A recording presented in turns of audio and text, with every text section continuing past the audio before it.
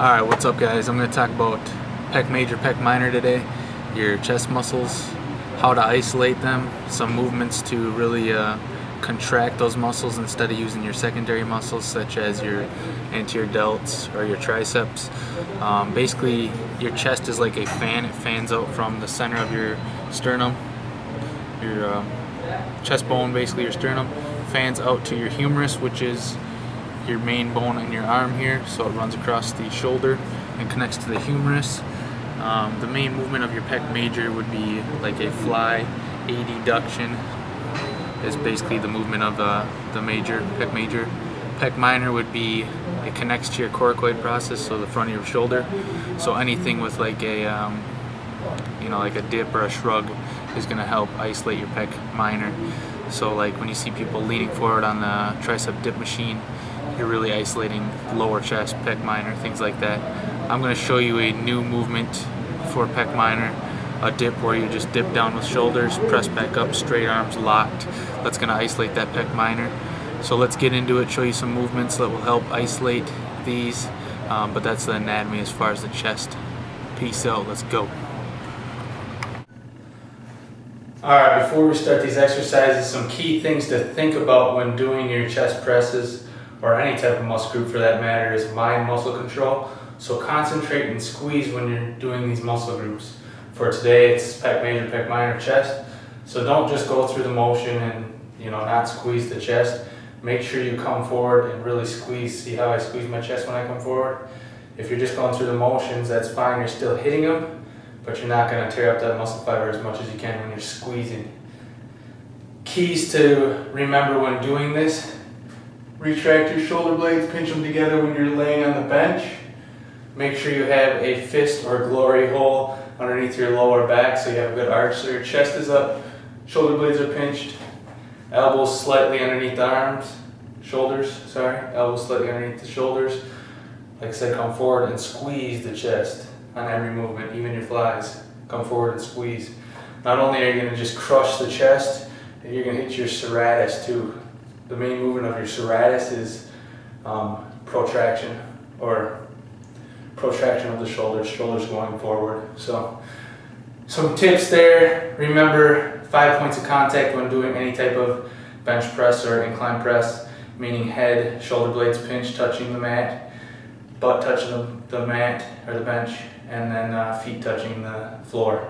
Hands on dumbbells, of course, like I said, elbows slightly underneath the armpits. Come forward, squeeze. Remember these tips, it's going to help you build that chest up. Things of that nature.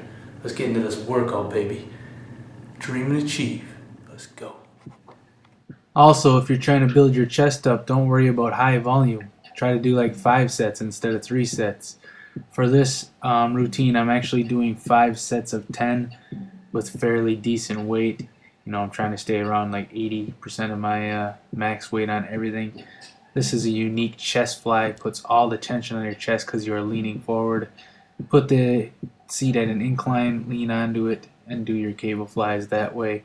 You can see it really squeeze the center of the chest, the sternal area. That's where I explained at the beginning of the video where your chest fans out from your sternum.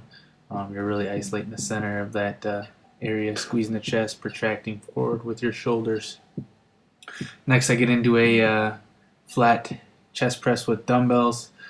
Those are the hundreds there. That's the highest we have at our gym. I could go heavier, but if you look at my form here, my shoulder blades are pinched, which shoots my chest forward. I have that glory hole behind my lower back where you can fit your arm through, that arch of the lower back, the lumbar. Try to stick to that form on all of your type of presses. Same thing here. See that arch back there? Shoulder blades are pinched. This is a incline dumbbell press. I think I went 85s here for my heavy set. Like I said, 5 sets of 10. Make sure you really squeeze the chest as you're coming up. Don't just do the motion. Think about it and squeeze. Another view here. Also, if you are doing dumbbell presses, I hate this in the gym. People just throwing their dumbbells on the floor. If you can't lift it, don't throw it. Next movement we get into is a decline chest fly. Arms stay wide, elbows slightly bent. Do not bend them a lot, because if you do, you are going to engage your biceps. So slightly elbow bent, come up to chin height, and then over forehead. Same thing, squeezing the chest every time, lean forward slightly.